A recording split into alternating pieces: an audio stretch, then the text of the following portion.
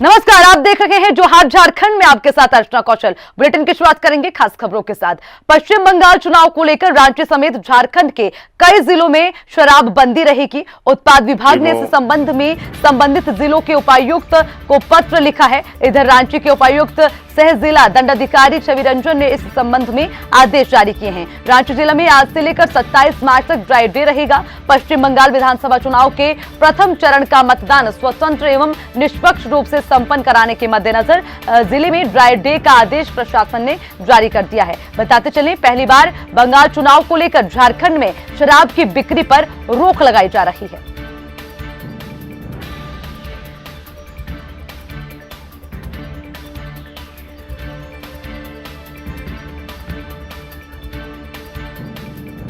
तो इसी खबर पर ज्यादा जानकारी के लिए हमारे संवाददाता आकाश हमारे साथ फोन लाइन पर है। ज्यादा जानकारी उनसे लेंगे।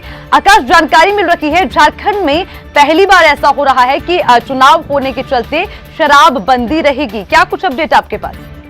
जी देखिए, बंगाल में चुनाव है, 17 चुनाव, उसको लेकर झारखंड के मुख्यमंत्री हेमंत सोरेन ने ममता जी को समर्थन किया है और कहा है कि चुनाव को लेकर झारखंड में जितने भी जिले हैं उन चुनाव को लेकर सारे जिले के जो वाइन शॉप है वो बंद रहेंगे और उनके समर्थन में झारखंड मुख्यमंत्री हेमंत सोरेन है वो भी जाएंगे और रैली करेंगे। जी ठीक है आकाश, आप नजर बनाए रखिएगा, आगे भी अपडेट लेंगे। शुक्रिया जानकारी के लिए। –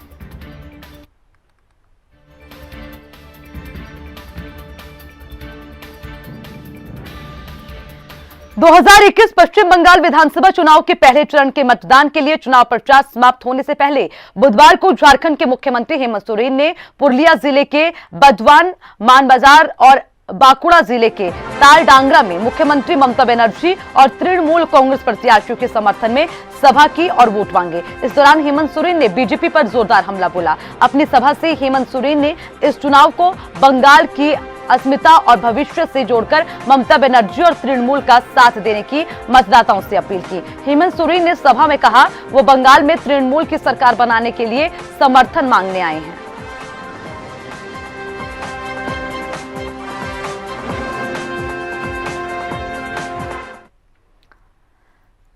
चलिए बढ़ेंगे आगे। कोरोना संक्रमण के बढ़ते मामलों के बीच स्वास्थ्य विभाग ने 2 अहम फैसले लिए हैं। पहला कि विदेश से आने वालों की जीनोम सीक्वेंसिंग जांच होगी और इसके नमूने आईएलएस भुवनेश्वर भेजे जाएंगे। तो वहीं पर कोरोना से सर्वाधिक प्रभावित महाराष्ट्र और केरल से आने वाले यात्रियों को या तो अपनी आरटीपीसीआर रिपोर्ट नेगेटिव दिखानी होगी या फिर झारखंड में तत्काल जांच करानी होगी। ब्रिटेन में कोरोना वायरस का नया स्ट्रेन मिलने के बाद भारत भी सतर्क हो गया है। देश के कई राज्यों में नए स्ट्रेन का वायरस चुका है जो कि कोरोना वायरस से अलग है। सरकार की रही है और क्योंकि सत्र चल रहा है और सत्र चलते नीतिगत निर्णयों का घोषणा सदन के बाहर। तो हमारे संवाददाता आकाश फोन लाइन पर हमारे साथ बने हुए हैं, उनसे जानकारी लेंगे। आकाश, जानना चाहेंगे कोरोना को देखते हुए कुछ फैसले लिए गए हैं, क्या कुछ बदलाव किए गए हैं, जरा बताइए। जी देखिए, झारखंड स्टेट में जो कोरोना को बढ़ते हुए जो आंकड़े बढ़ रहे हैं, रोजाना 30, 35, 40 आंकड़े बढ़ रहे हैं और वहीं पर जो रांची शहर हो या फिर जमशेदपुर शहर हो, शहर के जितने भी बाहर से आने वाले लोग हैं उनको लेकर जांच पूरा करना होगा और उनके साथ कोविड का सर्टिफिकेट अगर लेके आएंगे तो ठीक है, नहीं तो फिर झारखंड में जैसे ही इंटर करते हैं तो आपको कोविड चेक करवा के ही आपको इंटर करना होगा। और ऐसे रेलवे स्टेशन हो गए, एयरपोर्ट हो गए या फिर बस स्टैंड हो गए, ये सब सारी जगह नियम जो है कड़े कर दिए गए हैं। हेमंत सोरेन के आदेश पर जितने भी यात्री बाहर से आ रहे हैं उनको जांच करवा के ही आप स्टेट के अंदर आना पड़ेगा। ठीक है आकाश, शुक्रिया जानकारी के लिए।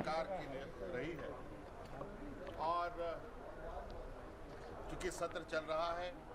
बढ़ेंगे आगे। उत्तर प्रदेश के बाद अब झारखंड में लाउडस्पीकर पर दी जाने वाली अजान पर रोक लगाने की मांग की गई है। भारतीय जनता पार्टी के नेता अनुरंजन अशोक ने झारखंड हाईकोर्ट में एक जनहित याचिका दायर की है। बीजेपी नेता ने अपनी अर्जी में यह दावा किया है कि एक दिन में 5 बार लाउडस्पीकर पर दिए जाने वाली अजान से ध्वनि प्रदूषण बढ़ता है, इसीलिए मस्जिदों में इस्तेमाल होने वाले लाउडस्पीकर पर रोक लगनी चाहिए। अनुरंजन का यह भी कहना है कि उनकी अर्जी का किसी धर्म से कोई लेना देना नहीं है, बल्कि उनकी कोशिश ध्वनि प्रदूषण जैसे आम समस्या से लड़ने की है। पढ़े जाने पर रोक। बड़ा बड़ा भोंपू माइक लगा करके 5 बार नमाज पढ़ना, उससे जो है लोगों को परेशानी होता है।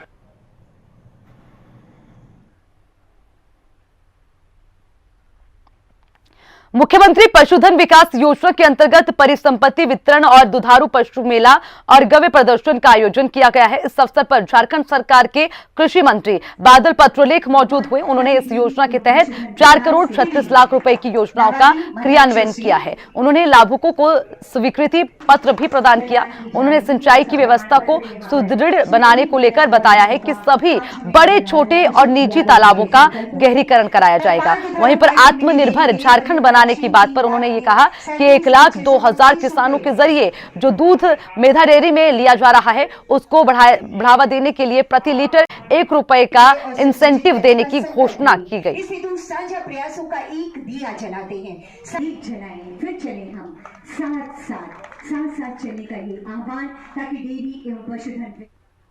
बढ़ेंगे आगे। खबर धनबाद से है, जहां पर बोकारो के दुग्धा चंद्रपुर निवासी बबलू सिंह की पत्नी सोनी कुमारी के इलाज में लापरवाही से मौत हो गई है। 21 महीने बाद बैंगमोड़ थाना में केस दर्ज किया गया। पति के आवेदन पर चक्रवर्ती नर्सिंग होम के संचालक डॉक्टर डी चक्रवर्ती और civil surgeon doctor Gopal Das के खिलाफ गैर इरादतन हत्या और साक्ष्य छिपाने की धाराओं में मामला दर्ज कर लिया गया। दरअसल 24 जून 2019 को 3 महीने की गर्भवती सोनी कुमार की मौत रांची के एक निजी अस्पताल में हो गई थी, जिसको लेकर यह शिकायत की गई।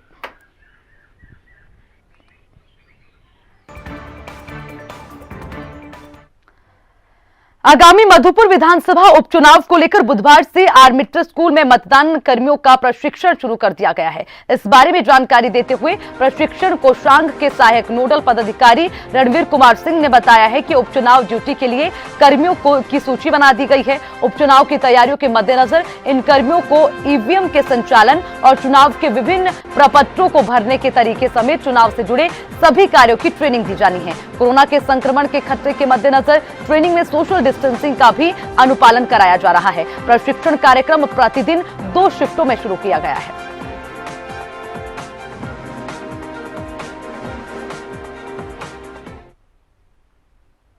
तो वहीं पर झारिया के पाथरडीही पूर्व मध्य रेलवे के ट्रैफिक कॉलोनी के पास न्यू रेलवे स्टेशन निर्माण को लेकर रेलवे प्रशासन द्वारा बुधवार को क्वार्टर में अतिक्रमण अभियान चलाया गया। अतिक्रमण के दौरान रेलवे के अधिकारियों को भारी विरोध का सामना करना पड़ा। अतिक्रमण का विरोध करने के लिए कब्जाधारी महिलाओं ने लाठी डंडे लेकर मोर्चा संभाला, जिसकी वजह से अतिक्रमण हटाने गए मजदूरों को पीछे हटना पड़ा। वहीं पर मौके पर मौजूद महिलाओं ने बताया कि लगभग 20 सालों से उस जगह पर रह रहे हैं और अचानक रेलवे के अधिकारियों द्वारा हटने का फरमान जारी कर दिया गया।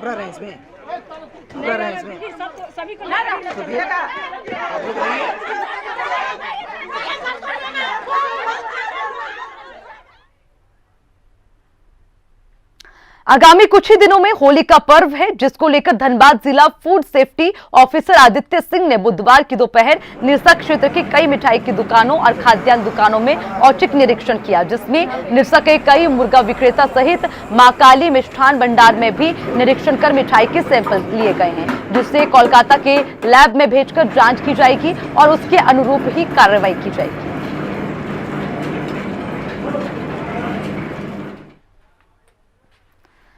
तो वहीं जमशेदपुर में हेलमेट चेकिंग के नाम पर आम लोगों को परेशान करने का आरोप लगाते हुए आजसू पार्टी द्वारा जिले के उपायुक्त को एक मांग पत्र सौंपा गया।